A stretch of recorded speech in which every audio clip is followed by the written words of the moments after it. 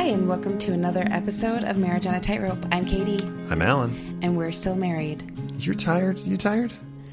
I am. You look radiant. It's because, by the way, this halo light that we bought to put on our computer is shining on me, and I look super tan. Yeah, we just recorded this interview you're about to hear, and we still have the that backlight since we shared our webcam with the couple that you're going to hear today. But yeah, it does. I don't know. It doesn't do wonders for me, but it really does wonders for me. Thank you. Well, I'm just saying, like, I'm ugly and I'm staying ugly with this light, and you're beautiful and you get beautifuler with the light. Beautifuler. Yeah. We are absolutely emotionally exhausted. I think a lot of people listening probably feel the same way. You're right. There are a lot of people. There's so much happening. Not only are we dealing with COVID, but now we're going to talk about racism, and we're going to talk about things that are really heavy. And I think this weekend specifically was exhausting and great. We are still meeting with couples that come into town just on the fly, and talking to them, and that are just starting out going through all of this. And we are prepping for another workshop and everything happening in the world. I am beat. I am so emotionally drained. We'll get to this in the episode that we recorded. But the other night I got a message from a friend, and it was one of those messages that was so heavy on my heart that my morning routine this morning just went out the window, because I didn't even know how to handle the information or process what I was seeing and hearing. Is that how you feel? Yeah. And that happened 2 nights ago. And No, it was last night. Oh, it was last night. You're right. It was last night. Well, Katie and I had this moment yesterday during lunch. Remember this moment? I mean, so many, you guys listening here, you know how emotionally exhausting today can be. Just with all the serious things that are happening in the world, and you want to understand, and so you're reading things, and you're trying to sit down with people, and you're trying to learn more and have a better approach, and it's a really good thing, but it's hard, and it's exhausting, and it's tiring. To care. It is exhausting to care. That is a good way of putting it. It's exhausting to care. And so I've been kind of going through what a lot of people have, and just learning and doing this and that. And I'm still very interested in seeing the church's response to a lot of things. And I'm sharing some of these things with Katie. And what I didn't really realize was that as I was preparing lunch in the kitchen with Katie yesterday, I didn't realize that you, Katie, had gotten to this like emotional exhaustion boiling point. Almost, it's not even a boiling point, because it wasn't like this explosion. But you just gotten to this point where it's like, this is just too much. And I shared one more thing about something that a church leader had said recently, and I immediately could tell with your response that you were not wanting to talk about this. In those moments, it's so easy in a mixed faith marriage for the reactions to escalate.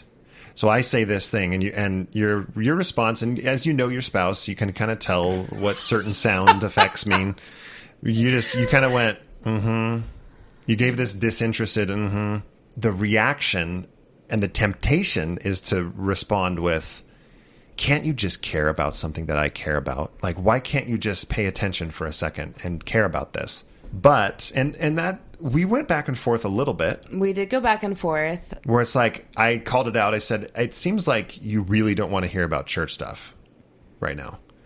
And do you remember how that back and forth went? No. I do. Yeah, no, emotionally exhausted, right? Everybody, it's 11:30 at night. We just got done with the 2-hour interview. But you said back to me, you said, we're talking about trying to understand people, and we're talking about sitting down with people and hearing their stories, and how someone can lose their job over an insensitive comment at this day and age. So why are we overanalyzing every single thing that someone says? Yep. And I kind of put it together at that point of like, there's more going on here than just this specific comment. This is, everything is mushed together and we are tired. And so we just called it out. We said, you know what? Everything is really heavy. Let's just take a break from I won't bring that stuff up to you. We talked about not deactivating, but stepping away from Facebook. Yeah, that lasted an hour. That's right. I still enjoy, that's the hard part, is you really enjoy learning this stuff and talking about things. But then sometimes you just want to stop. This is why you guys, and I think that all of you fall into some of the same patterns, is it's 10:30 at night and we're exhausted. And what do we want to do? Do we want to try a new show? No. We want to watch something that's funny and comforting. So we fall back into The Office and Parks and Rec. I was going to say we want to be intimate with each other, but is that... That either. That's the second Saturday of every month. Stop. I think that, when things get really heavy, all of us just need something to brighten up, something light that we don't have to feel so emotionally withdrawn from. Right. That moment that you brought it up, I just was not in the mood to talk about it. And we called it out. We both recognized, look, I'm feeling just overwhelmed right now. So I recognize that I'm feeling bristly about this because I just can't talk about anymore. And I was really, really proud of us for kind of working through it, because it could have ended in us not talking for the rest of the day. I could have stormed off and not said anything, but instead we both I said thank you to you, thank you for talking through that with me. I text you, I told you before you left, because you went to take Zara to her doctor's appointment. We really, anyway, I'm grateful for that moment. That was a win for us. Yeah, and I think what so many of you are thinking and feeling, because we're pretty in tune with a lot of our listeners, and because a lot of you listeners are our friends, you're our personal friends, and so we're talking to you on Marco Polo, we're texting with you, and I think that overall there is a general sense of anxiety, of maybe depression for some people, maybe some anger for some of you. Yeah. And it is weighing heavily on this topic of racism. And, whatever you feel and think about racism within the church, that is totally, completely valid. Those both who are fully in and those who are fully out. One of the reasons why we decided to do this episode, that we will introduce you to our couple, one of the reasons why we wanted to do it is because of the similarities that we have drawn from their story. Alan and I think, are feeling like we want to be champions for anyone that feels that they don't fit in. And because we know what it's like to not fit in. Yeah. And I think that a lot of our listeners, a lot of them, are also feeling this drive, this pull, this sadness, this compassion, all of those things to people who are right now not fitting in a country where they should fit in. These feelings are real for a lot of us. And if you're not feeling them, maybe you're avoiding it. Maybe you're avoiding not listening or getting too much into it. It's hard to avoid when you're in COVID and you have nothing else to think Right. about or read. But I just want to share with you in the heaviness that you feel, because we feel it as well, both in our relationship, because it just, creeps into every part of you and your daily life. We're here for you, and this is why we feel like it was a big deal to have this couple on our show today. That was wonderfully put. I'm not going to try to add a single thing to it. Before we get to the interview, we want to let everybody know that today, June 19th, it's Juneteenth. Which is significant. Yeah, it's great. The timing was perfect. So we wanted everybody to know that there are only, we have 3 or 4? No, I think it's 3. It's 3. So we have 3 spots left. in our workshop on a tightrope, this 6-week online course that is presented by Katie and me, but more specifically by Natasha Helfer Parker, as she produces and presents the content. We will have all of these couples together starting July 28th. So if this is in the course, we talk about a lot of things, but we talk about negotiating the tenders, which is how do you deal with my spouse wants to drink alcohol? How do we deal with church attendance? How do we deal with, is it right for me to ask my spouse not to wear garments? How does that conversation go? That's one of the episodes. We do 2 weeks on parenting. We do how to talk to loved ones. There's a lot of great conversations that happen in this course. And the first one was fantastic. The second one's going to be great as well. There's spots for 3. And we have to call out that, especially in the second course, we had some great donors in the first as well. But based on 3 couples that have stepped forward to sponsor other couples, there are 4 couples in this second group that would not have otherwise been able to join without the generosity of these 3 couples.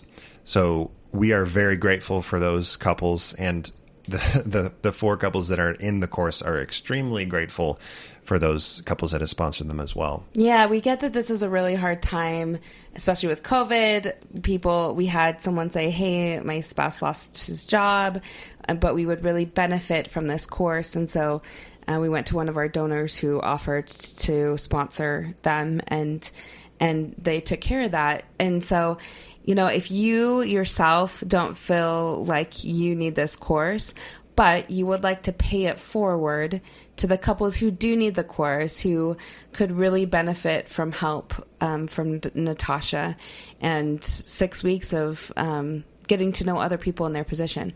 I think that one way you could do it is you could donate to Marriage on a Tightrope through our Venmo account. You could earmark it for course participants. You can contact us directly if you would like to sponsor a couple. I think any of those ways to donate would be amazing. We literally, Ann Perkins, we literally have Chris Traeger. We have a line in our budget for the workshop. So when we get donations that are earmarked for the workshop, we put it in that bucket. And if the course fills up and those are not, and you decide to donate and those are not used, we're going to keep it in there for round 3.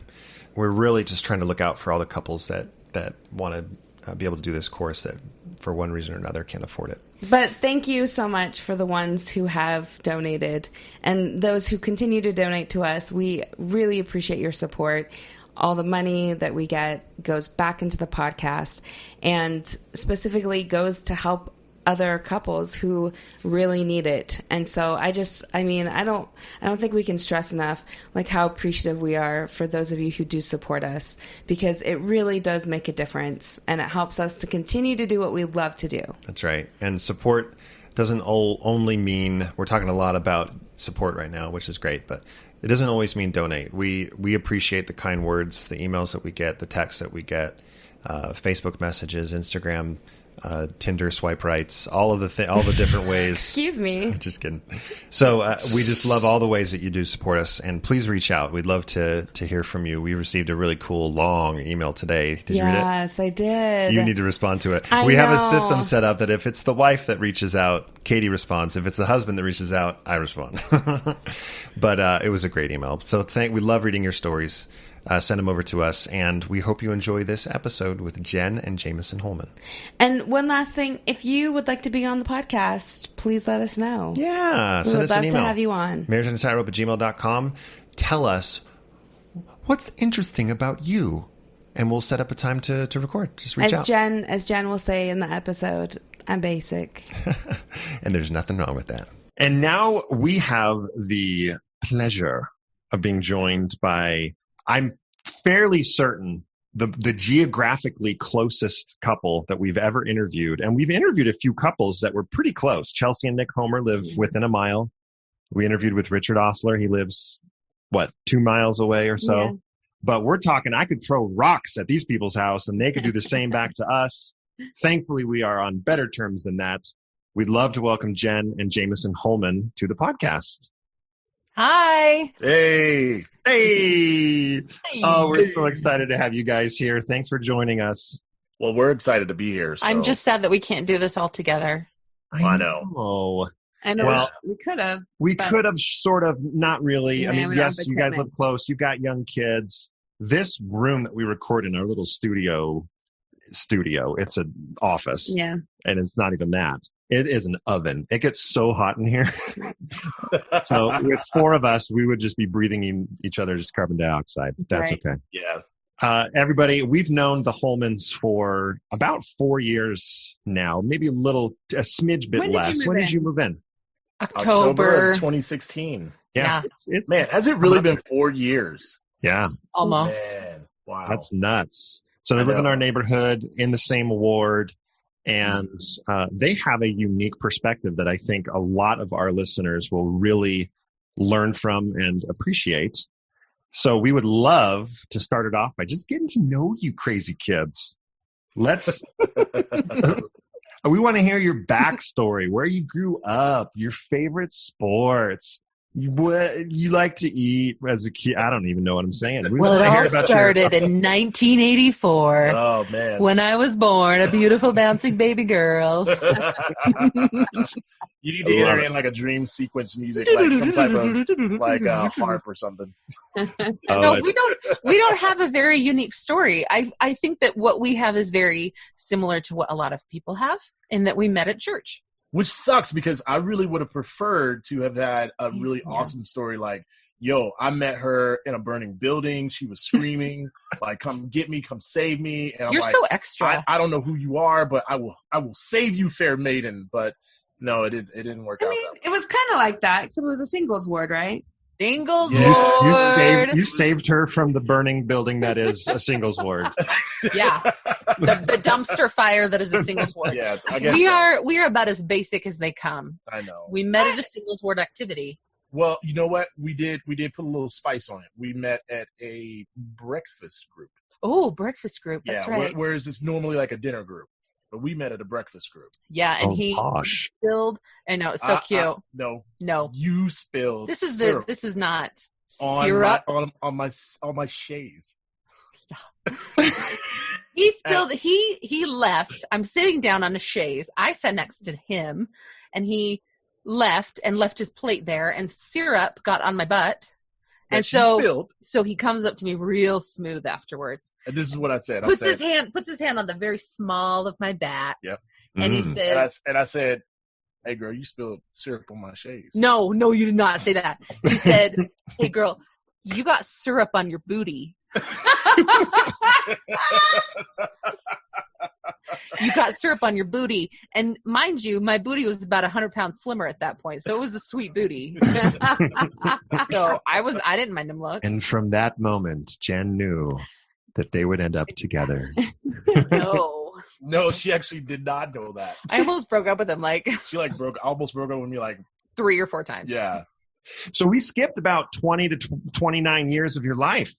Both of y'all's life. So let's Jen, where did you grow up, Jen?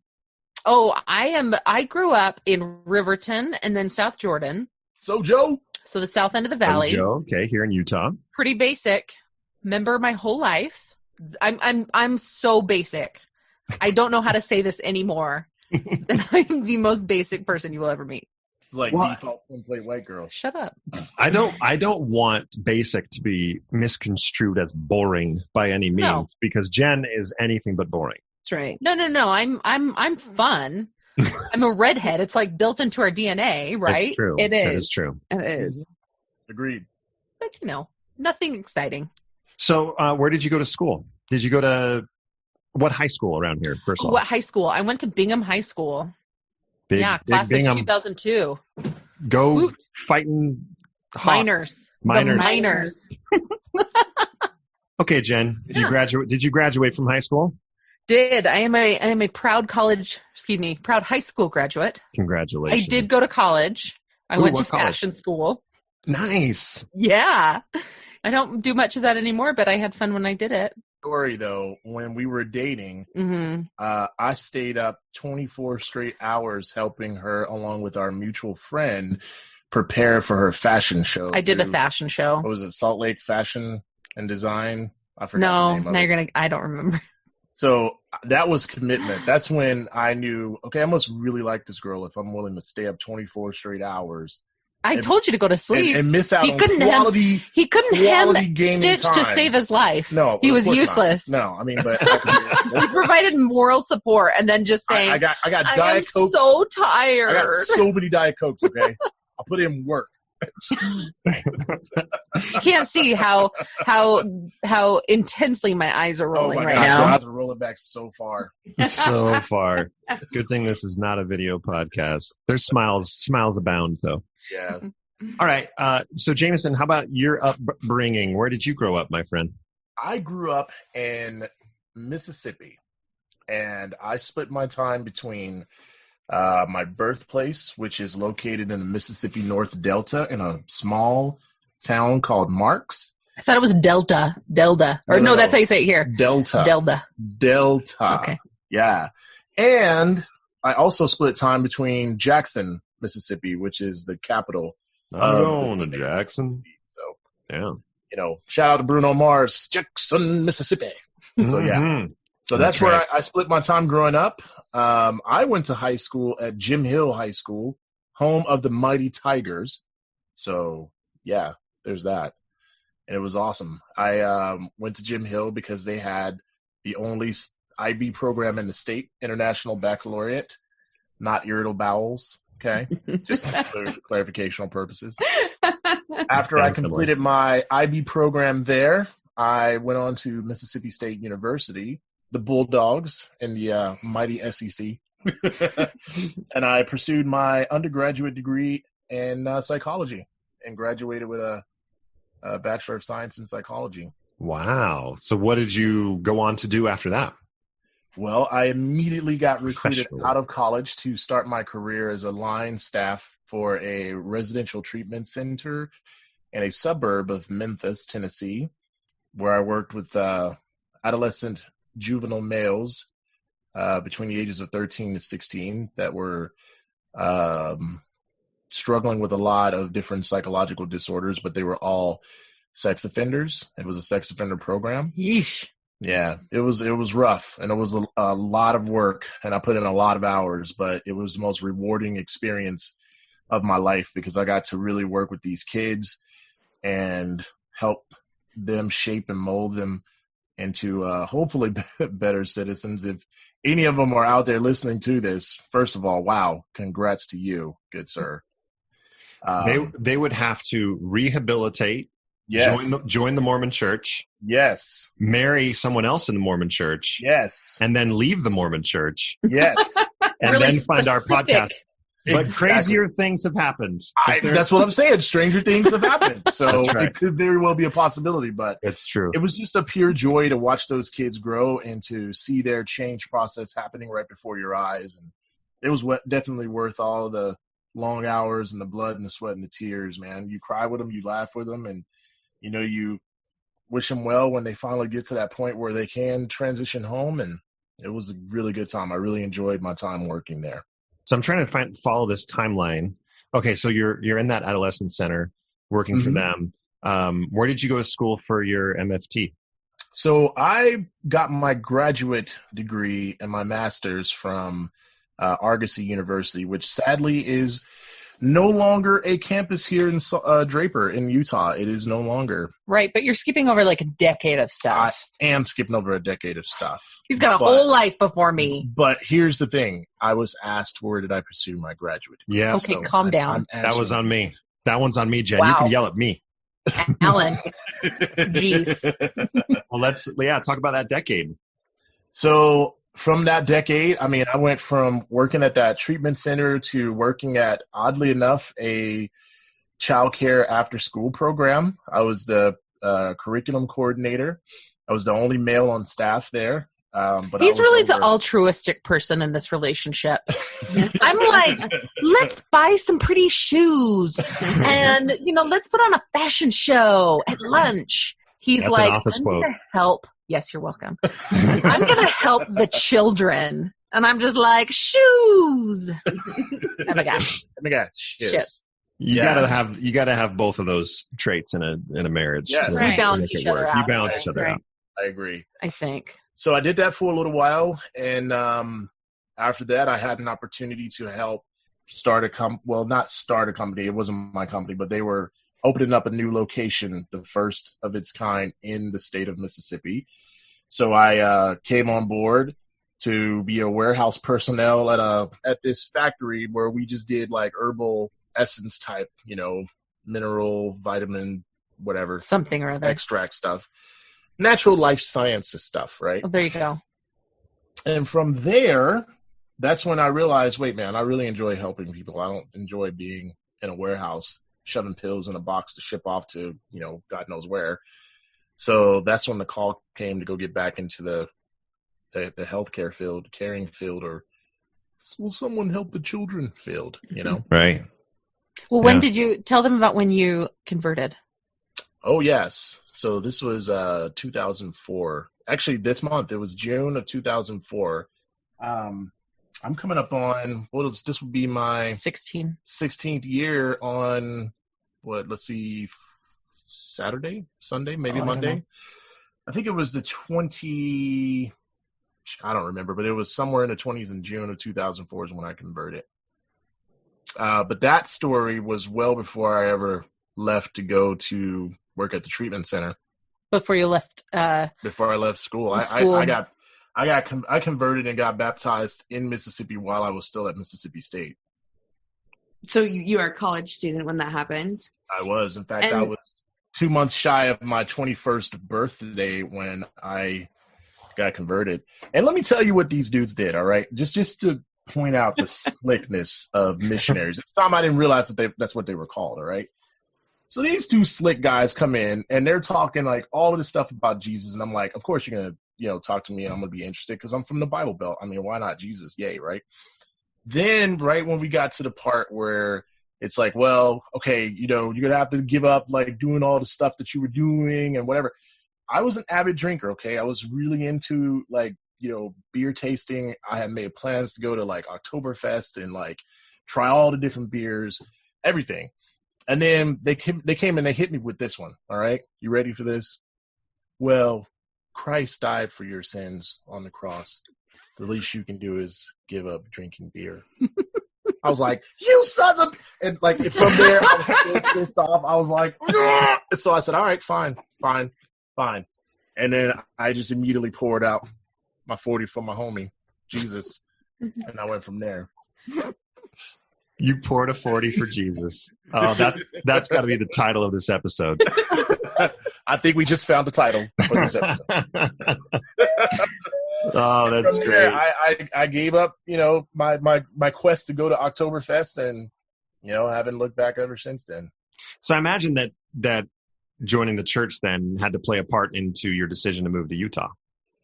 Yes, it did. In fact, one of the people I was working with when I was at the treatment center had a best friend who went to BYU, and they were best friends, and she would often come over and visit, and she kept saying, oh man, you would really do well out in Utah. You should live in Utah. You should go to Utah. And I'm like, why? There's nothing in Utah for me. Like, that's like a blip on the map. No, I'm going to California, all right? Because that's where it's at, there, or Seattle, because, Seahawks. Right. So she just kept talking and convincing me to do it. And lo and behold, she was like, oh, and I got the perfect girl for you. And I'm like, what? No, I don't need that. No, I'm not going to Spoiler alert, it was not me. Yeah. And the plot thickens. Oh. So after wearing me down for so long, she finally set me up with this girl that she supposedly knew, that she just knew I'd be a really good match for. Turns out they were not even roommates at BYU. They were hall mates. So they didn't even stay in the same room. But she wore me down, and I said, all right, fine. I'll see what's out there. If there's a way for me to get a job, then I'll go. And lo and behold, I landed a job working, of all places, in the finance industry at Fidelity Investments. Is it okay to say that? Oh, yeah. Okay. You're not gonna have to pay Fidelity any like This royalties. episode not supported by Fidelity. Not brought to you by Fidelity. The views of Jen and Jameson Holman are not necessarily representative of Fidelity Investments. Yes. There we go. So I ended up getting a job at Fidelity, and man, I packed up my car. Everything that I could fit in there, I did, including my dog at the time. Sold everything else and headed west, and then looked back and came to Utah. February of 2007 was when I got here. And then married this girl. And then divorced her. Okay, yeah, but you know what? We're not talking about that part. So wait, hold on. We can skip that if The we don't girl want to talk about that that. you were set up with is the one you ended up marrying first? Yes. Okay. Yes. And then that ended. And what year did you guys meet? That ended, and then that's when We met in 2011. 2011. That is, we were in a gigantic mega ward that had to be split. Yeah. We what was it? The U42 I don't know. ward or something like that. Anyway, I don't know. it had That was too two cool. Elders Quorum presidencies and 2 relief societies because it was so gigantic. Yeah. Wow. So they had to split it up and rearrange and redo But we all the met. boundaries. We would say, hey. Yeah, I mean, in the hallway, randomly. Hey, Hey, let's go. nice vest. No, thanks. I Appreciate did it. say that. Hey, you got some syrup on your butt. It's 2012. You get married. I think the listeners may be struggling to figure out. I mean, Jameson, Jen, at what point and who had a faith crisis? How did this become a mixed faith marriage? Yeah, Well, we're good. Neither of us? Neither of us. Oh, no, you're both still in? Yeah. Why Yeah. would we be doing this? Now, Current hold card carrying. Current card carrying Members. members. Well, shoot, this is awkward. Did you guys know what this podcast was about when we Yeah, it's about hanging out with Alan and Katie Mel. Like, those neighbors we If have you want to in the record it, that's on you, Alan. I'm not judging. We have Zoom calls with all of our neighbors, don't I you? mean, don't That's you? right. Well, we'll explain a little bit about why we wanted Jen and Jameson to come onto the podcast because, and in this obviously I'm not surprised. You are our neighbors and friends. We know you're not in a mixed faith marriage. We know that you're both still in the church, but you have an extremely important role to play in society today with all the craziness that is happening. Jen and Jameson are in an interracial marriage, which if this was a video podcast might be more obvious, but it is not. It is an audio podcast. So what got us to this point of wanting to record this episode was a couple of weeks ago, Katie and I really felt it was important to invite the Holmans over to our house for dinner. And we asked if it was okay if Jameson specifically would talk to us about his experience with racism, both in Mississippi, in Utah, and America in general. What that would be like. I went into it, Katie. I think you had the same attitude going into it of, oh, this will probably be really interesting. This will be interesting. Oh, whoop-de-doo, this will be interesting. And we came out of that few-hour conversation. I think I took it a little more seriously than that. Yeah, I did. you knew. I think she anticipated, had some intuition of what was coming, and I guess I didn't. But we were both transformed that night, and that is a dramatic word that we wouldn't use lightly if we didn't feel that way. So first of all, before we even go a step further, thank you for, again, we're thanking you publicly now, for coming over and talking to us so candidly. And thank you for coming on now, because the remainder of the episode, we would love to really provide a condensed version of what you shared with us the other night. Does that sound okay? Yeah, totally. Great. So, the way that I think we can tie this into the topic of this podcast is, for Jen and Jameson's knowledge, a lot of listeners of our podcast, well, almost all of them are in a mixed faith marriage. And most of those, 98+% of those, are those that started the marriage together in the LDS church. It's kind of fun. We do have some Jehovah's Witness listeners. We do have some evangelical listeners, which is really fun. We do have couples that they got married and one spouse is LDS and the other one has never been Mormon. Yeah, we have a few of those. Predominantly, most of our listeners are those that started out both LDS in the marriage, and one of them has since left the LDS church. Mm-hmm. An experience that many of those listeners go through is frustration or anger, or just dealing with the stark reality that oftentimes people very close to them even don't want to sit down and listen, it's difficult for them to put in the effort to understand what they're going through, especially if they still share that LDS faith, because it can come across as a threat or scary, or it's too sad, eternity's being lost. There's some very real concerns, legitimate, valid reasons for this to be difficult to talk about. But they feel that frustration, and it's kind of this suffer in silence experience that a lot of listeners, and we've even experienced a little bit too. So without trying to make a direct comparison to what you've experienced as an interracial couple, and Jameson, what you've experienced as a person of color here in America, we wanted to make that tie, because I think that the rest of the conversation, absolutely, we can learn from it. Not just learning about race issues, which that's the main purpose here, but it definitely ties in to our listener base and what they are going through. Was that a sufficient passing grade on trying to tie everything together? Yeah, I also think though, like Alan and I talked about this after you guys left the next morning. We couldn't talk about it that night because we were trying to digest it all and process. And then the next day is when we talked about it. And also I think that besides the similarities, which there are some, but besides that, I feel like Alan and I have this stage that we can talk about things that matter and that are important, and that, most of our listenership don't get to hear. And I think it's important to share topics that are big and are weighing on all of us right now. And so, I think just besides the, marriage, faith, transition thing, I think that it's important to talk about, even if it had nothing to do with it. I would still want to talk about this. Touche. As we jump in, everybody should know that Jameson has already paid the piper when it comes to sitting down and listening, because when I went through my faith transition, we were home teaching companions. Yep.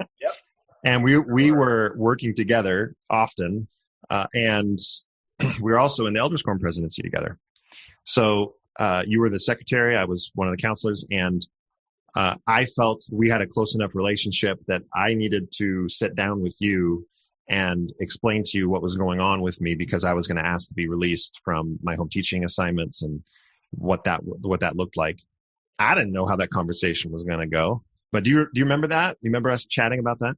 I sure do. In fact, one of the biggest memories I have is not even this one, but it was a different one where we were walking home. I think this was after church one day, and we were walking home and we talked about it. And I think we were just right on the corner of now where you live, but before that, it was just on the corner, and we just kind of paused and talked for a little bit.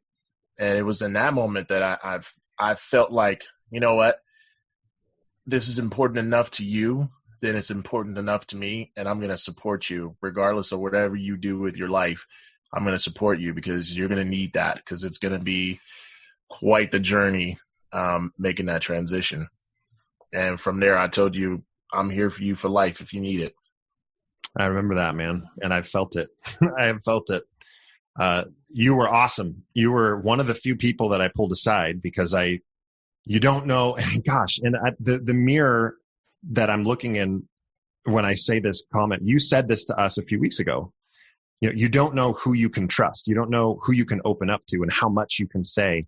Mm-hmm. You don't want to go too far and make someone super uncomfortable, but then you want them to experience that discomfort so they can learn to improve. And there's so many parallels. But when I sat down and talked to you, the gist is that you said all the things that you just did. And it was like, this is nothing. This is fine. This is all right. Yeah. I remember you used the term of the church is the wagon that or the church is the train I've hitched my wagon to. Yeah. And that just stood out to me. It's just like, this is my wagon. And if this isn't your wagon or your train, I'm ruining the metaphor, but if this is not yours, that's totally fine. That's cool, man. Yeah. And so thank you for that moment as well. And the support. There's never been any weirdness between us because of all of this. Now that we've tied it in, and we'd love to go into the remainder of the time similar to what we went through a few weeks ago. We just kind of sat on the couch after we ate some barbecue, and we just started asking you questions about your experience. Mm-hmm. So maybe we can start with that. Yeah. Katie, do you want to kick us off? Yeah, I think let's talk a little bit about like what did racism look like growing up for you, Jameson, in Mississippi?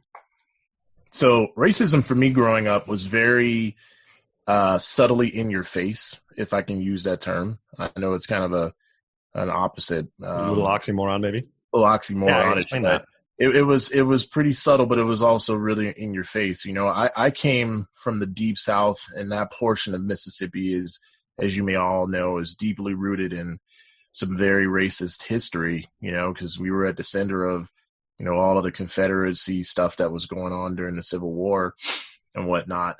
And so you were only 20 years out of Jim Crow when you were born, right? Right. No.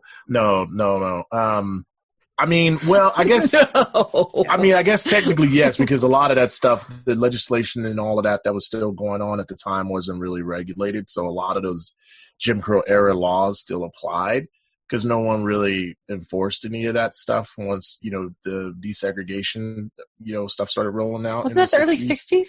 Yeah, but Jim Crow stuff was around since like the 30s. No, I've said like when it ended. Again, I mean, not really. Technically, no. I'll give you a perfect example. So when it was time to desegregate all the schools, this is an example of the subtlety that's kind of in your face. All the white kids end up going to prep schools or academies, and all the black kids stayed in public school, or people of color, kids of color. They stayed in the public schools.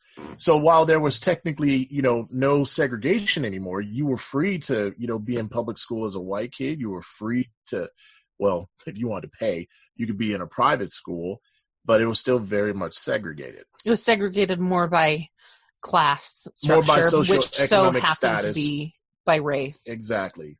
And so there was an example right there of the subtlety of the in-your-faceness. Like, yeah, it was desegregated, but not really.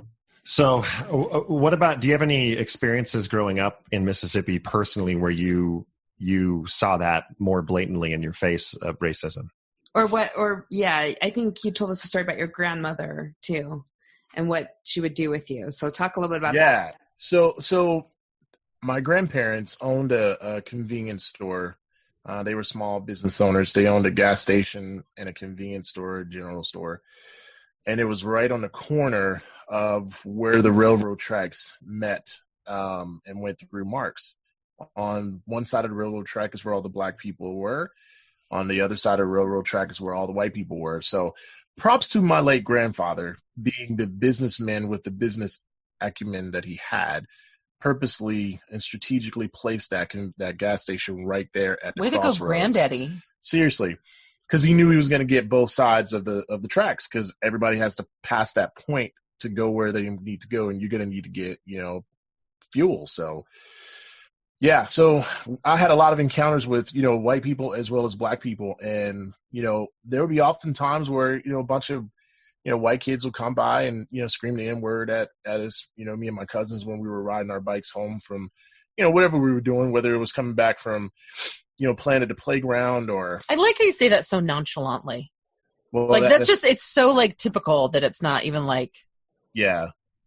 I mean, but, again, this was, like, late 80s, early 90s. It was a different time back then. I mean, even so much from when it was in the 60s when you were getting hoses turned on you and dogs sicked on you all the time, Mm-hmm. That's just the way life was, and probably, unfortunately, still may be. One time I was walking home from school, from kindergarten or elementary school, and I was holding hands with one of my girlfriends, one of my little friends from the neighborhood. And I remember I was walking home and somebody called me a lesbian. I didn't know what a lesbian was. I was like 7. But I remember seeing that it was like a hateful term at that point. And so I went home and cried to my mom about how somebody called me a lesbian. And so I can't imagine how like that kind of transcends to you, where kids are just randomly calling you the N-word on your bikes. Yeah. Like, that's so much worse. Yeah, no, it sucks. But again, when you come from where we come from and you're accustomed to that and you know that that's just the life that you have to live. I mean, this is the same state that has the Confederate flag as part of their, state flag. You know what I mean? So it's deeply rooted in racism. Really makes you feel welcome. Yeah, right.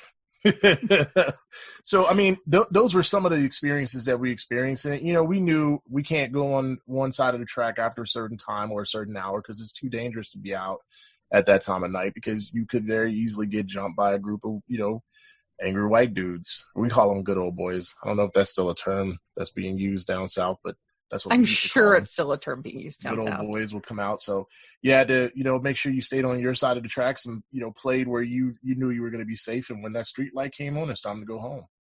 Tell them what your grandma did though about. So yeah, I'm getting to that. So this is interesting what my grandmother did, and I don't know if this was in if she had wisdom beyond her years for this, or if she just wanted me to be able to speak correctly. I'm not sure. I'm gonna take it that she knew that I was gonna need this particular skill in order to be able to be successful and get out of the South or racist parts of the South or whatever. So my grandmother would sit me down, and this started as early as the age of 5. She would sit me down on her lap, and she would make me read her the newspaper. And every time I came to a word I didn't know, she would correct me and make me pronounce it correctly, and she made me enunciate all my words. She would also make me watch the news with her and Granddaddy every night before they went to bed. I had to watch the news. And so I ended up learning this, regionalist accent. What do they call it in the news world? This mid-Atlantic. No, not mid-Atlantic. That's very But you know the one I'm talking about, right? Where it's like you can't regionally non-specific. Yeah, you just can't tell where this person is from. What do they say in Anchorman? She has a non-regional accent or something like that. Something like regionally ambiguous. Yeah. And so after watching the news and reading newspapers, I just didn't. And I never really had a drawl to begin with. Like, that just never was a thing for me. But my grandmother made sure that it wasn't going to be a thing for me in the future. And so, I give her props to this day and thank her for that, because, man, you know how many doors that opened for me being able to speak correctly, quote unquote. Well, we went to, when I went down to Mississippi, the only time I've been down to Mississippi, right after we had Ellie, we went to Walmart in some tiny town. No, it wasn't Byram. It was on your way up to Mark's. It was somewhere in between. Are you talking about the Oreo incident? Yes. That was. I'm pretty sure that was not going on the way up to Mark's. I don't think so. I think. Anyway, so we get out. The checker's checking us out. You tell the story better than I do. No. You go ahead. No, you go ahead.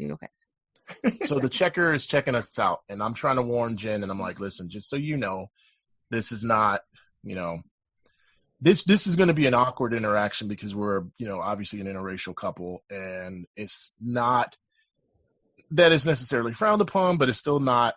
He shouldn't have told me that, because I was ready to fight. It's not catching up with the times, okay? Just be aware. It's just not, we're not there yet. And I'm ready to fight on this. So there could be, I dare somebody. There could be something stupid goes down, so just be aware. Just be aware. So we get to the front of the checkout line, and this store clerk, cashier guy. He's a cashier.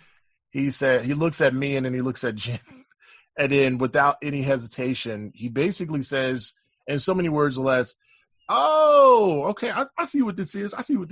Oh, y'all, so you like an Oreo, huh? So like you black on the outside and you white on the inside?" And I was like, This is a white guy, yeah. And I was like, sure. The white guy says that to you. Yes. Well, and he also said that Jameson, he's like, you sound really white. Oh, yeah, I forgot about that part. What does white sound like? Well, apparently me. So, because if it's well educated, it sure as shit isn't that guy. No, that's true too. So Jameson, you mentioned this speech. You learned how to speak. You talked about that a few weeks ago as well. So do you still have to kind of deploy that strategy here as a 30-something-year-old? Yes, sir. Absolutely. What kind of situations? It's in any type of situation. So whenever you're trying to go out for a job, they did a interesting little bit about this on MTV in their Decoded series. I would highly recommend you watch it, but I don't remember the title of it, but it's something to do with racism. But anyway, if you went into a job interview and you sounded more white, you were 10 times more likely to get that job versus if you came in sounding like you were from, the backwoods of Mississippi, which is where I'm from. Also, it helped that they decided, not to name me some crazy name like, DeBrickashaw. Like I was Jimmy. Anthony. Or Anthony. I was Jimmy. And that's a pretty generic name right there in and of itself. So you see my name on my resume and then you hear me speak, automatically I am in there, like I'm in the competition and I have a really good chance of, landing that job. And it was the same thing out here in Utah. I already knew that because I was novel, because I was a black dude, that it was going to automatically be we need to fill that diversity quota. So I kind of played it towards to my advantage. If I really wanted to get this job, I worked that part up.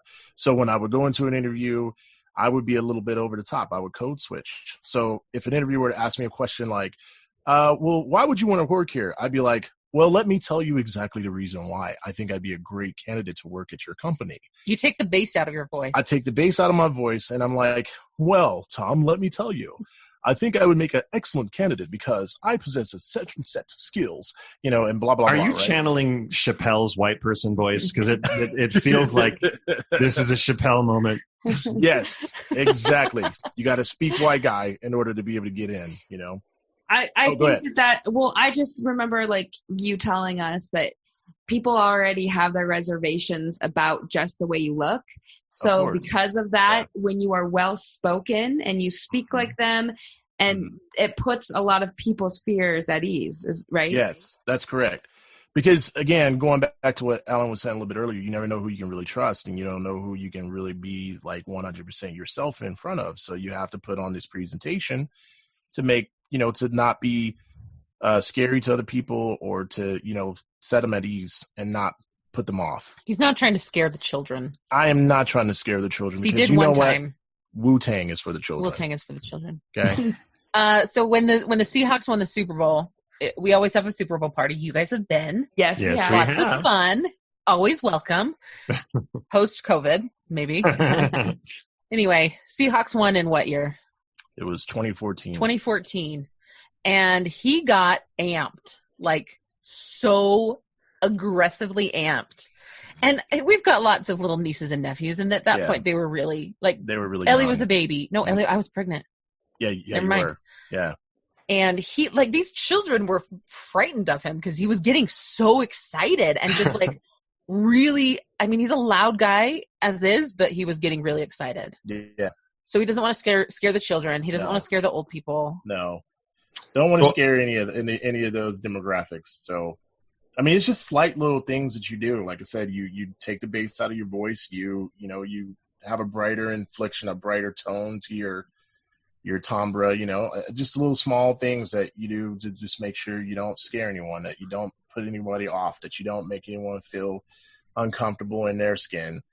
And it's all about making other people, specifically white people, not be, intimidated by your presence. Because I'm a big guy. Like, I know I'm a big dude. I know I look intimidating. I know, all of those things are counting against me. So I don't want to continue to play into that stereotype and have people going thinking, oh, man, this guy's going to try to take my, my purse, or this guy's going to try to take my girl, or this guy's going to try to, whatever, people that fear people of color would do, so that's part of the code switching. But, when I'm not in a situation where I need to, be on my guard or have my spider sense, kicked up to the, 11, I can be myself. And that's when, the Southern, I guess, would come out.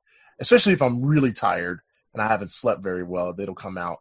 But Jen's even pointed out, when I talk to my mother, like my language changes a little bit, and I start dropping. You become Jimmy. I start dropping like she calls you Jimmy syllables, and you sound like Jimmy.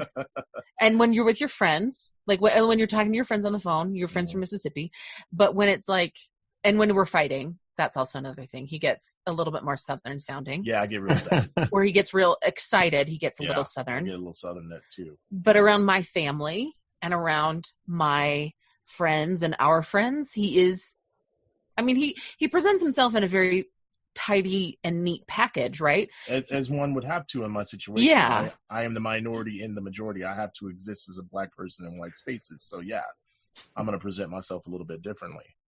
Jen, let's talk a little bit about, like, I'd love to know about, like, your time with him dating and, like, what were family or friends' reactions? And, I mean... And as much or as little specifics as you want to Yeah, give. you could talk in generalities, but did you get a lot of crap for it? Was it okay? Yeah. Well, I'll talk in generalities. Yeah. In this.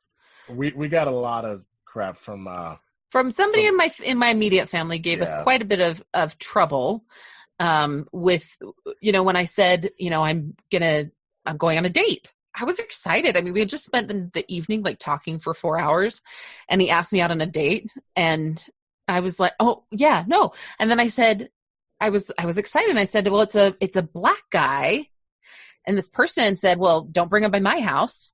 Which shocked me because I come from what I thought was a fairly liberal and open family, right? Like we have very like my take on my family when before that would have been like, oh yeah, like there's nothing, like no racism in my family, like that's not a thing. And then when this person said that, I was really, really, really surprised, and it kind of evolved from there and came out in little interesting ways of. They got, all the boys in my family got a Christmas present from this person, and Jameson didn't, which again, we'd only been dating for 4 months at that point, but it was like a $5 gift. It was not that difficult. And things were said about, my soon to be pickin' and eat babies, and, which is a really derogatory term. Yeah, I didn't realize that until after you explained it to me, because I had never heard that term before. It's like a remnant from like the 60s. No, I know. I looked it up afterwards. Oh, you did? Yeah. And I was like, what? Oh, sorry. Yeah, I was very shocked. Yeah. And then I had, like I said, I was a little thinner. I was younger. I was in my 20s. And I had just lost a lot of weight. And so this person said, you've just lost all of this weight. I can't believe you're just going to date that person. I just can't believe you're going to date him. You're basically wasting all of that hard work on dating me. So, which was like, I'm over here like banging my head up against a wall because I really wanted this person's approval, and I wanted them to, love Jameson as much as I did. And so it was very, I think it was more difficult because I knew that this person was a better person than this. I knew that they were smarter. I knew that they were, I knew that they knew better. I mean, because I had been taught better, right? So, that was a struggle. And I would say that the rest of my family was cautiously excited because I hadn't really dated a lot before Jameson. So I think that it was more of just like, well, I hope you're not running into this too fast. And, other people like my dad, he came out and was just like, this is going to be, you're going to face some difficulties that none of your siblings have had to face, in that you are not just different races, but my dad is he's very wise. It's like a wise old owl. Cut that out. Don't keep that in there. It's good. Cut it out. No, he'll appreciate that.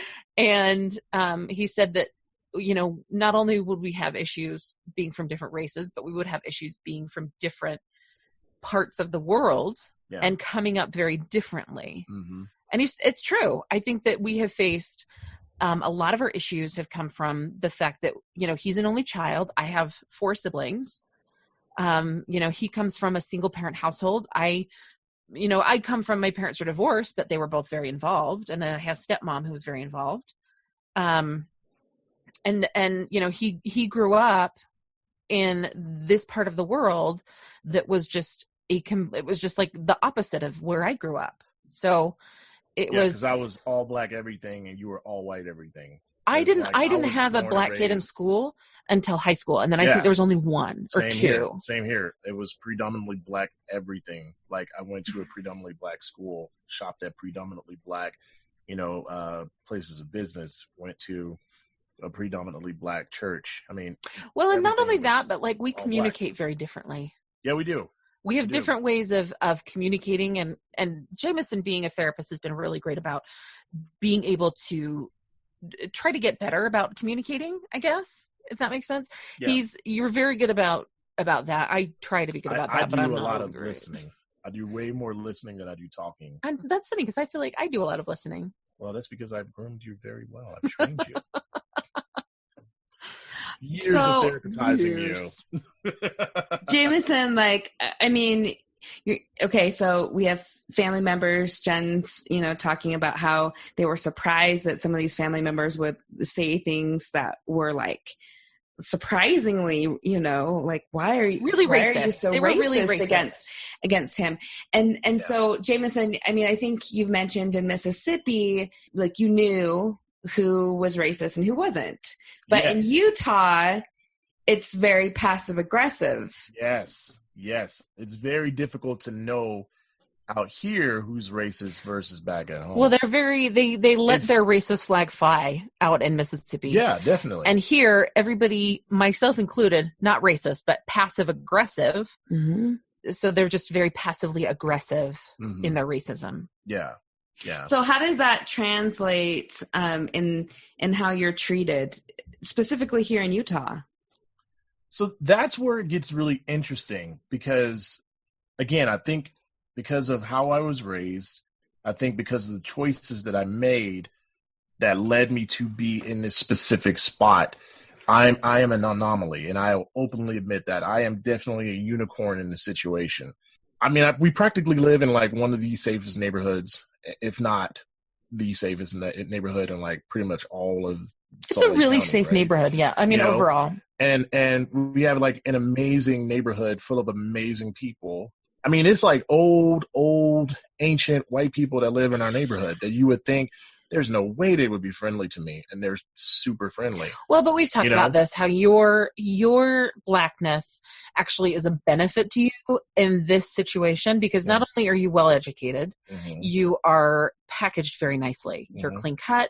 You wear all clean choices. These choices I made that led me to this point. Yeah, and so I think a lot of, and I don't mean to say this negatively to our neighbors or anything like that, but you do present yourself in a very easy way for them to fill that quota of having a black friend. You quote Lord of the Rings in your talks at church. I mean, you have a nerd switch. I mean, or you're just nerdy, period, right? I'm totally nerdy. So like I said, I openly admit that. I am a huge blurred. Totally. Blurred. I am a massive blurred.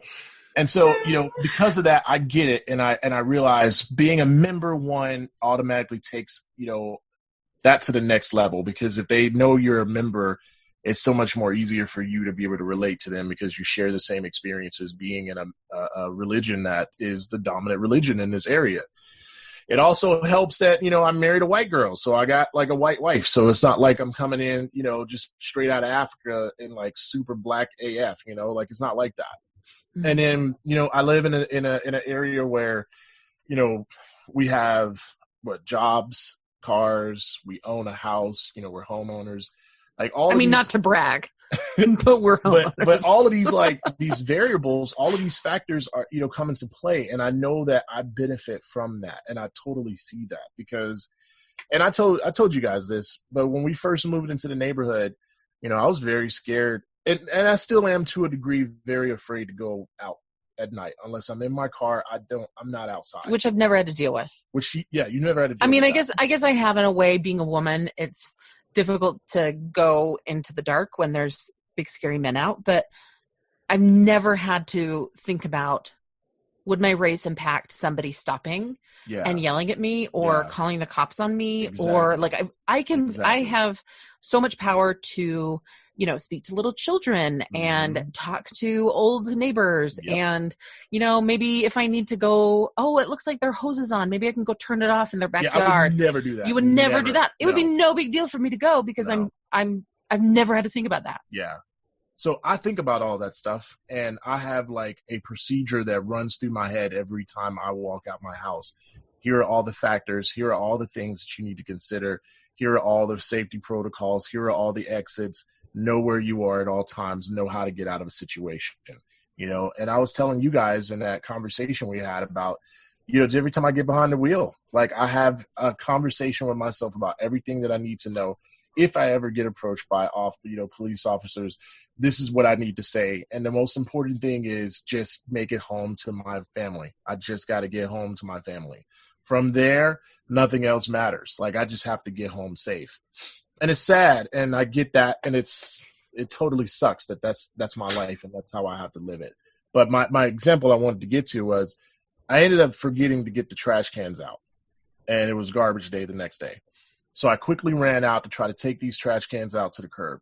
And then I started to run back in, and I realized, oh, wait, if I look like I'm running, then that's going to look bad. Don't run. I didn't run. I started walking casually. And I don't know who it was at the time because we were new. I'm sure if I remembered now, I could tell you exactly which neighbors they were. But they said, "Oh, hi, Jameson," and it scared me so bad I almost like jumped through the carport roof because I was so scared that like I was getting busted for something. And that was when reality hit me that, wow, I am in like freaking Pleasantville, man. Like I'm in Mayberry as like the token black guy. Like I am protected because that's never ever happened to me before. Well, we're very privileged. Yeah. We're very privileged as a couple because we do live in a neighborhood that cares to know about you and wants to know about wants to get to know you and wants to make you feel welcomed. I don't think that a lot of people in our same situation have that luxury. No, I don't think so. Which I fully admit that we have a lot of privilege. Again, being educated, being a tidy package, if it were, you are easy to like. Yeah. And you're also very nice. I am very nice. You're not nice. Yeah, I know. And here's another funny side story. Whenever we go out, Jen's constantly yelling at me and being like, shut up. Like, we just came to get this thing. Why do you need to know everybody's life story? Oh, my gosh. Because I'm every single, he has to know the name of everybody that helps him at the stores. And I'm like, you need to hustle up. I mean, I love people, so I enjoy talking to them, which is why I got into the profession that I'm in, because I really enjoy that. I can ask a question. Yeah, go ahead. It's more... And this doesn't mean that we're stopping your personal stories if there's other experiences that come in the natural course of the conversation. But, I think a lot of people in this moment of Black Lives Matter, for example, a lot of people have been able to open their ears or at least open their eyes and read online some different reactions and different perspectives on why Black Lives Matter. It's in our face, right? We have nothing else to do because of COVID. So we're here watching the news, seeing these protests, thinking about this. We're online. We see people that say things we don't agree with, see people that say things we do agree with. Oh, one example was, I was like, oh, I need to educate myself. So I called Jen and invited you guys over so we could talk about this. And then later I read another story and someone's like, it's not Black people's job to tell white people how to change. And I thought, oh no, I've totally screwed this up. It's hard. I think it's hard. Like when you don't have a personal connection to know how to feel and what to think and what to do. Yeah, there's a lot of people that I think have heard an explanation of this, but I'd love to ask you guys, why can't it just be all lives matter? Don't all lives matter? I mean, it's not just Black lives, it's all the lives. Why do we have to make it about one race when it can be about everybody? You want to take this one? You want me to No, I want you to take this one. I think that's probably appropriate. Right. Yeah. Okay. So let me just kind of break that down just a little bit, and I'll explain it from the Black perspective of being the one who has experienced the systemic oppression that this nation has been built upon. You know, whether we want to argue about this or not, it is what it is. When the forefathers founded this nation and they set up these systems, it was not for us, all right? We were property at that point. So the system was never built for us to begin with because we're property. Why would it be? Why would we, design a system that's going to benefit mule and oxen, their property, and that's how Black people were treated back in that time. We were property. So if you look at it from that perspective, from a system that was never really designed to benefit us, from a system that was never really designed for us to be able to thrive, when we were freed, when Juneteenth came across, which is, kind of tomorrow. It's today. This is when it's going to be released. If you're listening, oh on yeah, the day it's released. Yeah. Juneteenth. At that point, I mean, okay, slaves are freed now, but it's been for how many? 400 years. So for 400 years, Black people has been we were property. second subclass, second class citizens. You weren't even second class citizens. Like you weren't citizens. We were property. So it's like now all of a sudden we have to adjust to live in this world where we were freed. When are we really free? Well, the whole system of slavery and the whole system of trying to provide Black people with a means to take care of themselves, it wasn't put in place. No. There was nothing put in place. So what the answer was if you read the 13th Amendment, it talks about the abolishment of slavery except for in the cases of a punishment for a crime. So prisoners could be doing slave labor. And so that was kind of the loophole that was found back then to say, we don't believe in slavery, but like we had all of this untapped, like we didn't have to pay all of this people doing the labor. So now we have to figure out a way to get this free labor again so that we can keep our economy going. So it was prison systems at that point. And so thus began this cycle of oppression that has been going on since the mid 19th century. Like finding different ways for the Black man to become incarcerated. And if you look at it, it's 1 in 17 or something like that. White men are incarcerated and every 1 in 3 Black men are incarcerated. Mm-hmm. I mean, considering that you're 2/3 of the population that has not been incarcerated, it's pretty incredible to me that you are standing where you are. Yeah. Or sitting, I guess. Yeah. In this case. So because of slavery, we get to this point, right? So then you start thinking about, okay, so as the majority, because we only make up 13% of the entire, U.S. population as Black people or, people of color from, the African diaspora. Yeah, but white, diaspora. Yeah, in the meantime, white population is gaining traction. Yes. They're building their wealth. Mm-hmm. It's generationally improved. Yep. One generation is always going to do better than the next generation. Mm-hmm. And you get to this point where we are right now, where you look at everybody and I have a seat at the table, you have a seat at the table, but like Jameson's just waiting for a seat to come to the table. And so in this circumstance, everybody has a seat and he says, well, I want a seat at the table. And maybe I say, all seats matter. And he's saying, well, I don't have a seat, but all seats matter, not just yours. So if you understand it from that lens and from that, no, but I'm going to tie it together for you. Okay. You cut that out. So if you can understand from that perspective, then you get why all lives can't matter because Black lives don't matter right now. And until those lives are mattering, then all lives can't matter. Because if Black lives are lives and we're talking about all lives, that can't be a thing. It's theoretically impossible for all lives to matter if Black lives aren't mattering right now. And so, again, I can see it from both sides. I can see it from the angle of, well, shouldn't we all matter? Are we all human beings? Yeah, we should. But again, because of slavery and the systematic oppression that has resulted from that and us trying to gain from a system that was never built or designed for us from the beginning, you have to understand from that perspective, if you're saying all lives matter, that's more systemic oppression coming towards us because it's like, well, you know what, your cause, it doesn't matter because what really matters is all of us and all being the majority.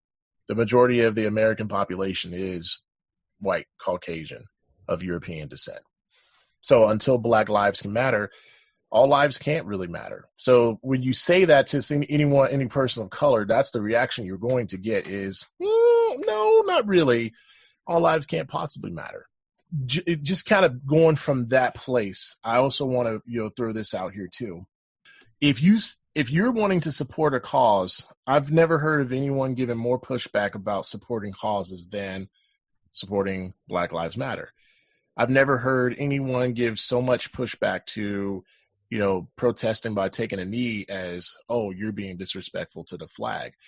Like if someone says save the rainforest, no one will immediately come back and be like, oh, so you don't care about all the other forests out there in the world that are suffering? You don't care about the redwood forest? You don't care about the sequoia forest? You don't care about, whatever?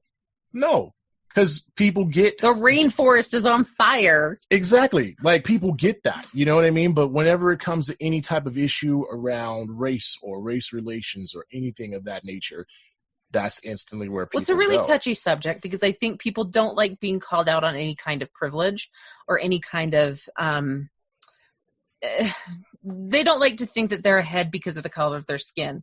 They like to think that they're ahead because of the merit of their actions. Right. I mean, that's the definition of privilege, Yep. right? Is you are ahead and it's based on no effort of your own. It's based on things that are completely out of control.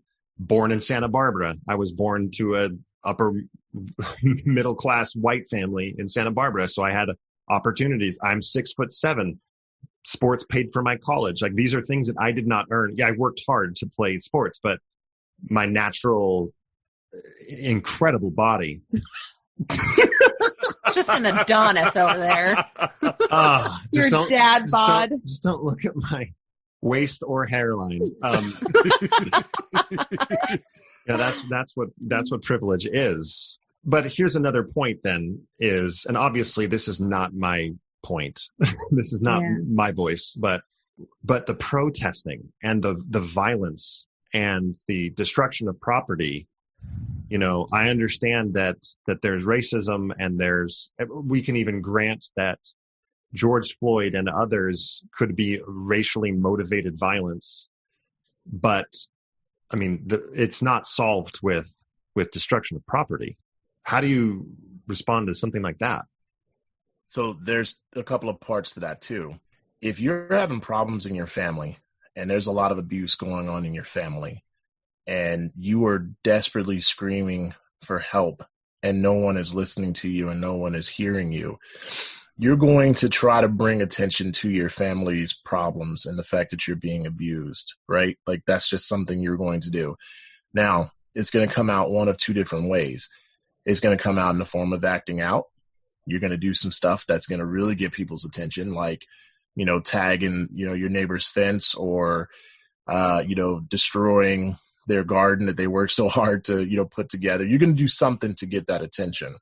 And I think what the problem is a lot of times people who are benefiting from the privilege, white privilege, will come at it from this angle and say, well, why are you graffitiing this place? Shouldn't you know better than to graffiti? All you had to do was ask. Why are you destroying my garden? We would have helped you. I would have helped you out. But no, what you really should be asking is, what's happening with you? What's wrong? What's going on with you? Are you okay? Because it's not about destroying the garden. It's not about graffitiing the fence. It's not about any of that. That's just a reaction. That's just the acting out part. What it's really about is what's going on up underneath that, because that's what's going to give you an indication as to what is happening. Because what you're looking for is the root of the problem, not the symptoms. Well, and you also put it a different way in saying they didn't listen when we knelt. They didn't listen when we protested. They didn't say that it was appropriate that we did this or that. Mm-hmm. How can we get them to listen? And so it comes down to, making a little bit more of a stink. And I get that there's like agents of chaos in there that are just doing their thing and taking advantage. I can't imagine that there would not be. But I think more than anything, this has gotten a really serious conversation going about race relations in the U.S. and how it is geared not towards people of color. And listen, rioting is the language of the unheard. If you're not being heard any other way, then you're going to get that attention somehow. And it's going to come out in the worst possible ways. And rioting and destruction of property is one of those ways. But again, where I take issue is the fact that there's so much white backlash about that. Well, specifically about kneeling during the anthem. It's misplaced. Mm-hmm. We're trying to figure out what the symptoms are instead of trying to figure out what the cure is. Well, and I think specifically what you said the other night that really resonated with me as well. I mean, I still learned so much about you after almost a decade together. The more you know. You said, because I've always looked at it with Kaepernick kneeling for the anthem and the flag, I always looked at it as that's a really impactful way to protest and to be heard. And I always got confused as to like, well, why did veterans get so upset? And like, why was this against veterans? He's just kneeling for the flag. And it was brought up the other night that it's so much more than that, because the flag is looked at as this, really revered symbol of America. And that was just the most awful thing that he could have done. And I think that you said it, Jameson, really poignantly when you said, what has the flag done for us as Black people? This is a flag that we built this country. We were not paid for it. We did not gain anything from it. What has this flag done for us? Why would I have the respect and revere it as much as that if it's not? I mean, it's been a symbol of oppression. I mean, for 400 years, I guess not 400 years, but at least 100 years before slavery ended and 200 years before the Civil Rights Amendment. What did it do? It didn't do anything. In fact, to this day, when I look at the flag, it doesn't mean anything to me the way that it means to, my white counterparts. It doesn't mean anything to me the way that it means to like veterans, because I look at this as, listen, it's like unrequited love. You're chasing after this girl who's never going, or guy who's never going to, return the love. Why would I want to continue to do that to myself? Why would I want to continue to have that reminder there? I see the American flag and I instantly see a country that I love, but it doesn't love me back. So what would that mean for me? Why would I put so much emphasis on a piece of fabric that represents so much of what is wrong with America right now? Why would I care about that? So when you think about taking a knee for that particular purpose, no, it's not about the flag at all. What it's about is the inequality that we're experiencing on a day-to-day basis. What it's about is how whenever I say Black Lives Matter, you instantly have to come at me with all lives matter. Whereas if I say save the koalas, nobody else is coming and screaming, well, what about the pandas? What about the pandas? That is a direct tie to the poison that continues to, take this nation by storm, and how we continue to devolve as people. Because we get caught up in that stuff. It's made into a partisan issue, and it's really a human being issue. Mm-hmm. Right? And like I said, you get no other pushback anywhere else. It's only when it comes to this sort of stuff. Well, I think people get really caught up in, like, being called out on any form of racism, whether it's unintentional or intentional. And that's where checking your biases comes in. And I have to do it, too. I tell Jen this all the time. I have a real bias against Southern-sounding white women, because I have a lot of trauma that I carry from my time being in Mississippi with, Southern sounding belles, like and Southern just, belles and a Southern sounding woman in our neighborhood. I won't name names, but you know who this is. Yes. And he held her at arm's length. And I'm like, she's a very nice person, because she is. Is she though? She's a very nice person. Is. She's a nice person. Again, but she's got that little Southern twang that he's just like. I had to check my biases on that, because my spider senses went crazy, but that had nothing to do with her. That had nothing to do with her. And it's the same with it's the same medicine I have to take. I can't be like, hey, I'm not that black dude that robbed you or that killed your cousin. Okay, I'm a completely different black dude. All right. It's the same principle. I have to check my biases. I have to make sure that I'm aware of what's coming up for me. And I have to address my own trauma and work through that stuff. Right. But what I'm saying is this whole problem, this whole issue arises from the fact that there's so much institutionalized racism. There's so much deep-rooted racism that you're not even aware that you have. It's these implicit biases, these microaggressions that come out. That, for example, this person who you were so sure would be a much, much better person about us having a relationship. I was so caught off guard. Again, it shocked that person too, because they didn't realize that they could be racist, because it just never dawned on them in that form. And now you are the favorite of this person. Because I am so much like this person. Because you are very likable too as a human being. Yeah. So again, we can't sit here and try to continue to focus on the symptoms. What we need to focus on is the root of the problem. How did this become an issue in the first place? Right. And until we can start having educational talks and conversations and open people's awareness about that, there's no way for that to take place. And so this is why when you hear Black people say, look, it ain't on me, it's on you. That's what we mean. We've done our due diligence. Well, you've been screaming for years. We've been screaming for years, and we put 400 years worth of work into this. At this point, we have no voice. We have nothing left to give. So if I say, ooh, my bad, that's not going to be okay? That's not going to be okay. You got to do a little bit more than that. Shoot. Yeah. You got to pass that information on to the next uneducated person. Right. Who may not know, who may just be caught in their own bubble. Because that's what we have a tendency to do. When we're afraid of something, what do? We always retreat. Yeah, we go back into what I don't want to deal with something that's hard. Yeah. I don't want to make myself feel uncomfortable. Yeah. And not to be all Yoda-y on you, but, fear breeds what? Hate. Hate breeds what? Suffering. So, I mean, it is what it is. Look, I warned you. I was blurred. Okay, I warned you. I followed you. I even put the voice. But that's what it basically boils down to. And until we find that love in our hearts and that compassion to reach out and do something about it instead of retreating and continuing to be afraid of it, we're always going to be stuck here. And I think and this ties back into our faith as being Christians. Not even about being Latter-day Saints, just being Christians. We really got to work a little bit harder at being more Christ-like and loving those who society wouldn't typically want to love. Jesus was hanging out with all the lepers. He was hanging out with all the strippers. He was hanging out with all the hookers. He was hanging out with all the misfits of that community, of that society. And he still had love for all of them. And so if we get beat up, if we get all, up in our feels about, well, you got to respect the flag. Is that being Christ-like? When you paid so much more attention to a piece of cloth than human life? And that goes back to Black Lives Matter.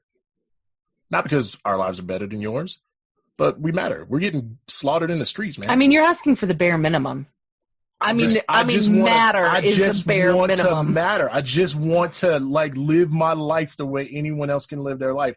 Can I just go take my cans out? Can I take my cans out to the edge of the driveway at night and not have to fear that I'm going to be, thought of as robbing somebody? And this is something that I didn't realize this until, I wouldn't say well into our marriage, but after a couple of years, you kind of notice that he doesn't like to do things that I have no problem doing. He said to me the other night, he was taking a loaf of bread to somebody and he says, literally around the corner,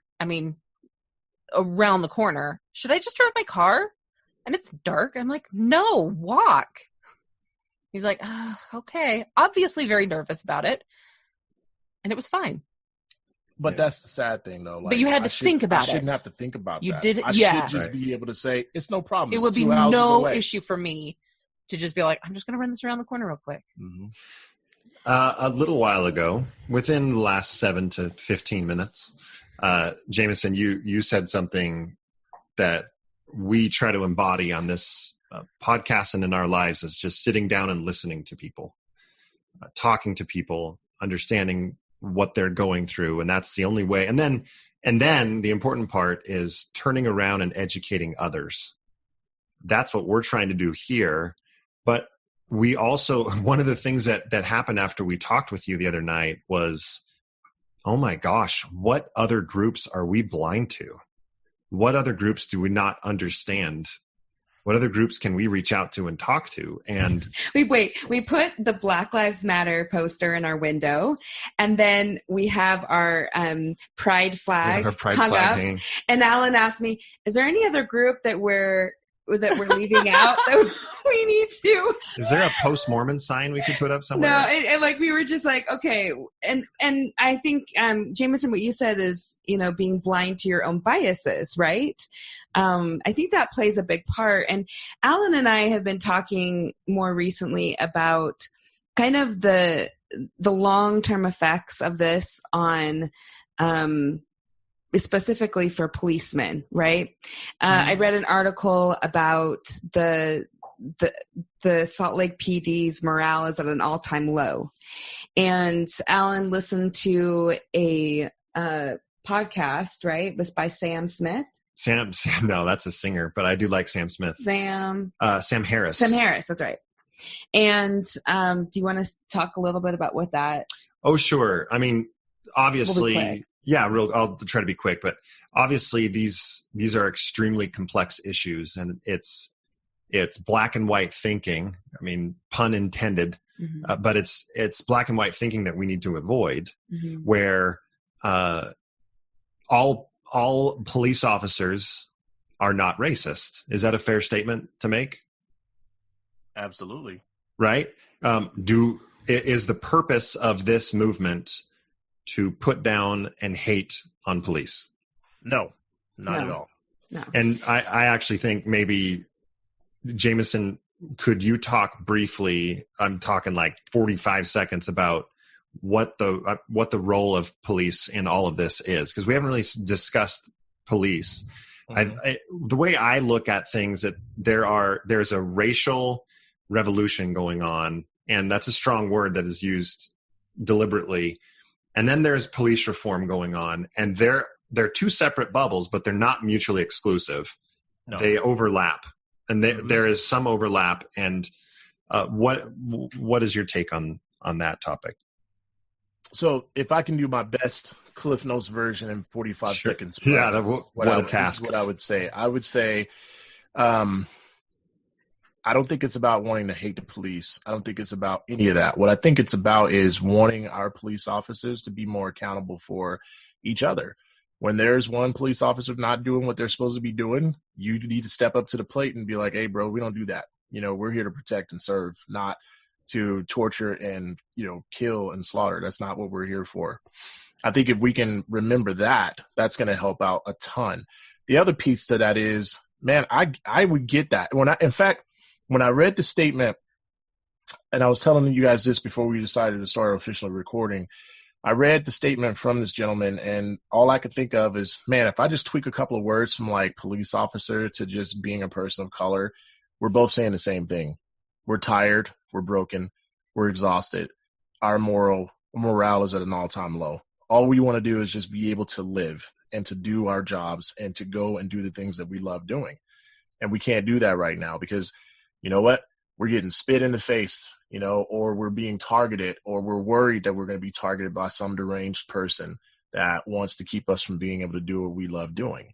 None of this is any different than what we're trying to do and accomplish with these protests. Police brutality has no place amongst any of us, anywhere, at any time, whether it's police brutality towards white people, towards black people, doesn't matter. Police brutality is just unnecessary and is not wanted. Now, we're not going after every single police officer and saying, you suck, you suck, you suck. That's not what it's about. Look, I'm telling you right now, I'm in my late 30s. I own stuff. I need police, okay? There ain't nobody else to call if some stuff goes down, all right? I need to have police in my life, all right, for those purposes, okay? But at the same time, I don't want to have to be clutching my heart every time a police officer pulls me over or drives by and is looking at me suspicious, because what have we been seeing in the world lately?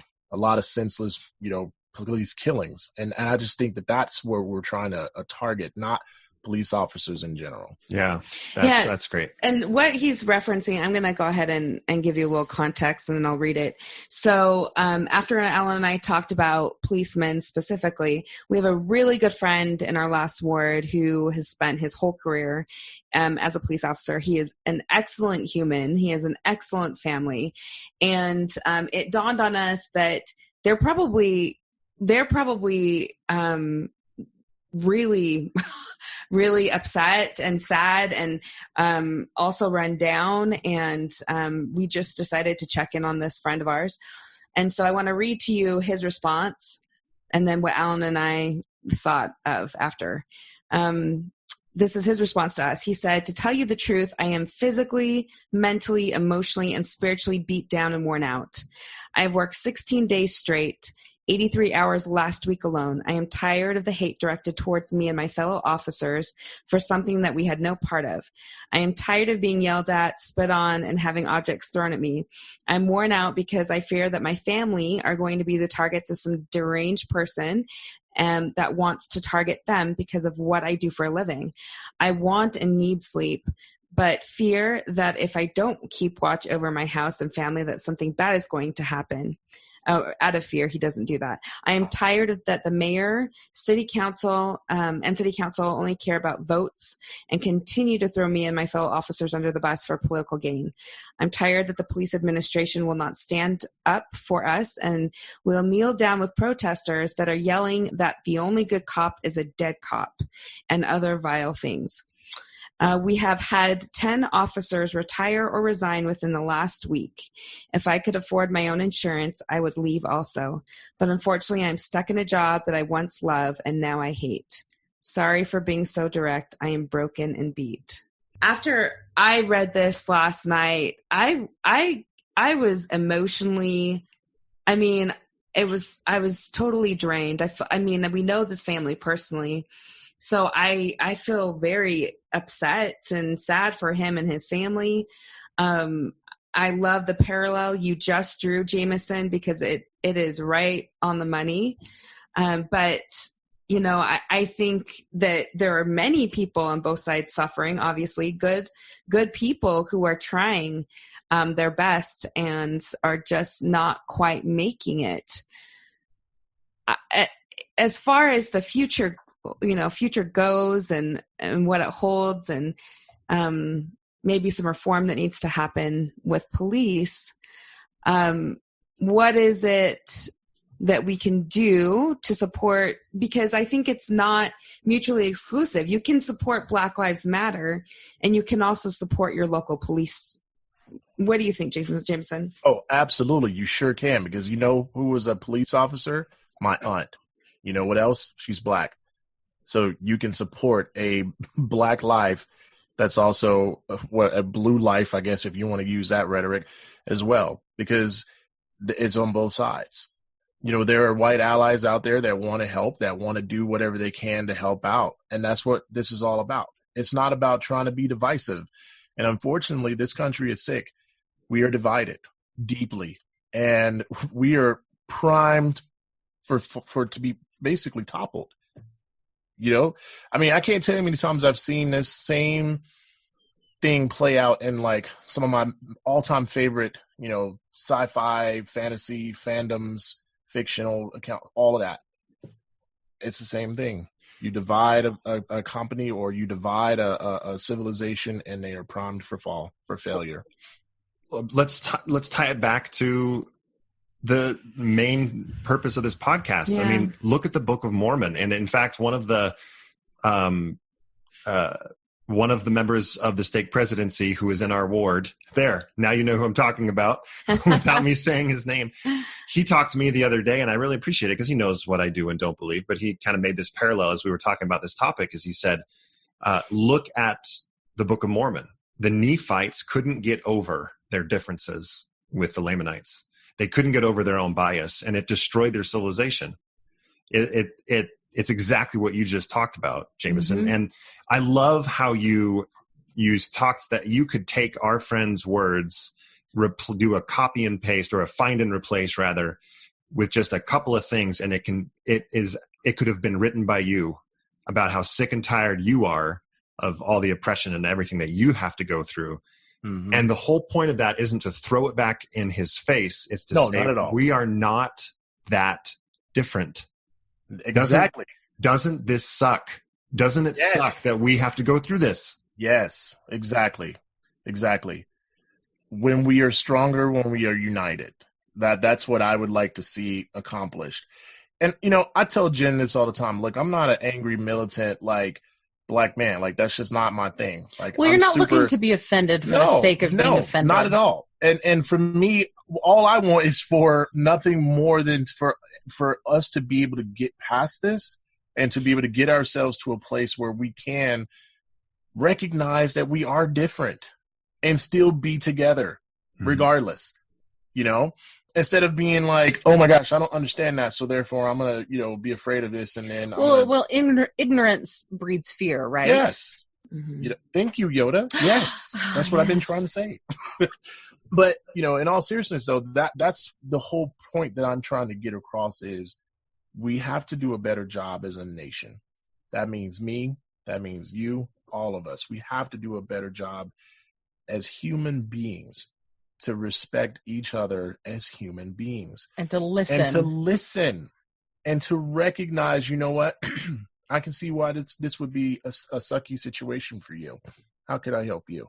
And I think more so, especially for us as Christians, like having empathy. Yes. Having empathy for other people's situation and outlook on life, and understanding that, like, just because I live my life one way doesn't mean that you have to live your life that way too. We can to make me comfortable with the fact that I'm living my life this way. You have to do that. No, and I'm going to throw this in here too, because I'm a therapist and that's just what therapists do. If you're not familiar with DBT, it's dialectical behavioral therapy. I practice this all the time at my work. There is a dialectic that we all have to try to maintain a balance with. There's one idea that runs in our head that, you know what, we're okay. We're doing fine. There's another ideal that's also running in our head that says, and we can do better. And it's that balancing act of trying to balance those two dialectics together simultaneously. I'm doing great and I can be doing better. And I think if we can all focus on that and we can look inward for that balance, we're going to see this thing through and there will be, light on the other side of it. But it takes us doing some real deep introspective stuff for ourselves and some real feeling work. Uncomfortable. And sitting in the unknown, sitting in the uncomfortable, sitting in the ickiness of that in order for it to work. Because sometimes the only way through it, the only way past it is through it. Right. Jen, Jameson, thank you guys. Thank you guys so much for coming on and talking about this. You're very welcome. Thank you for having us on. We appreciate it. We want to challenge everybody that's listening to have these conversations. Put yourself in that position to be uncomfortable, to learn, and to hit your biases straight in the face. That's the only way you're going to get rid of them. That's the only way you're going to get rid of them. And notice that invitation doesn't have to only apply to race, though it certainly should in this moment in time. And in fact, you're probably already having those conversations if you're in a mixed faith marriage. You are uncomfortable. You're having difficult conversations with your spouse. You're having those fierce conversations, as I call them. Dive right into this also. I think the best moments of this podcast in the past, this is episode 76 or so, I think the best moments have been when you and I have worked through uncomfortable conversations on air.